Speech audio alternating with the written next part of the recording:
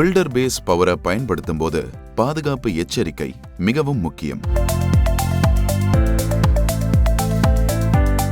இப்போ நம்ம பார்க்க போறது உபயோகப்படுத்த வேண்டிய இதோட அளவு. தேவையான அளவை விட 5 மடங்கு அகலமான பிளாஸ்டிக் ட்ரம்மை தான் மிக்சிங்காக பயன்படுத்தணும்.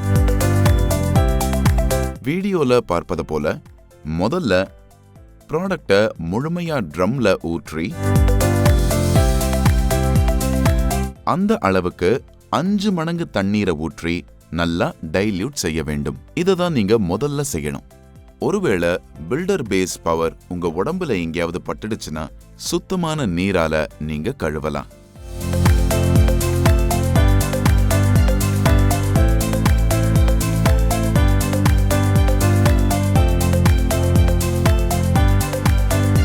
இனி பயன்படுத்த ஆரம்பிக்கலாம். 30 ஸ்கொயர் ஃபீட் டயமீட்டருக்கு 1 லிட்டர் டைல்யூட் செய்த பில்டர் பேஸ் பவர் தான் உபயோகப்படுத்துறதுக்கான விகிதம். தரையில கான்கிரீட் போடுறதுக்கு முன்னால அறைகளை ஒட்டி இருக்கிற செவுரோட தரையில 4 பக்கத்தையும் சுத்தி 1 அடி அகலம் 6 அடி ஆழத்துல மண்ணை மாற்றி பில்டர் பேஸ் பவரை நன்றாக ஸ்ப்ரே செய்ய வேண்டும். அதுக்கப்புறமா மண்ணு எப்படி இருந்ததோ அதே பழைய நிலையில மறுபடியும் உறுதியா போடணும். அதுக்கப்புறமா அறையோட தரை முழுவதுமே பில்டர் பேஸ் பவரை ஸ்ப்ரே செய்து மண்ணு நல்லா ஈரமாயிடுச்சுங்கிறத உறுதிப்படுத்தணும். இதோட இந்த வேலை முடிஞ்சிடுச்சு. பில்டர் பேஸ் பவரை உபயோகம் செஞ்ச தரையில 2 நாளைக்குள்ள பிசிசி, அதாவது நிலத்துல கான்கிரீட்டை போடணும். வழக்கத்தை விட ஈரப்பதம் அதிகமா இருக்கிற கான்கிரீட் தான் இதுக்கு சிறந்தது. பில்டர் பேஸ்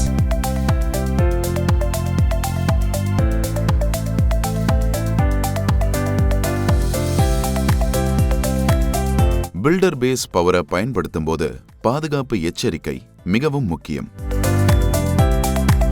இப்போ நம்ம பார்க்க போறது உபயோகப்படுத்த வேண்டிய இதோட அளவு. தேவையான அளவை விட 5 மடங்கு அகலமான பிளாஸ்டிக் ட்ரம்மை தான் மிக்சிங்காக பயன்படுத்தணும்.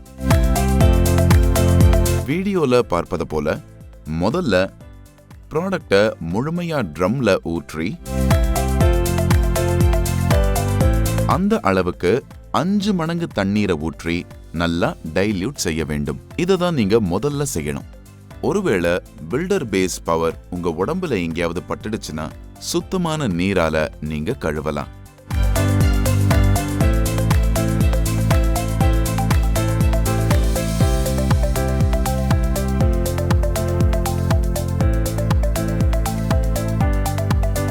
இனி இது உபயோகிக்க தொடங்கலாம். இந்த வீட்டோட தரையில கான்கிரீட் போடப்பட்டிருக்கு. கட்டடத்திற்கு உள்ள 6 அடி தூரத்துல நீளமா 2 வரிசையில சரியா 6 இன்ச் ரேடியஸ் 6 இன்ச் ஆழத்துல துளைகளை போட வேண்டும்.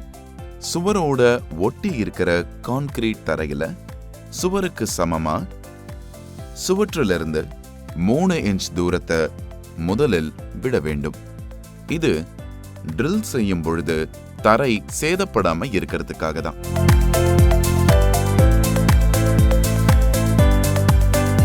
ஒரு ஏசிபி ஷீட்ல முதல்ல துளைய போட்டு ஒரு டை தயாரிக்கிறது இந்த வேலையை எளிதாக்கும்.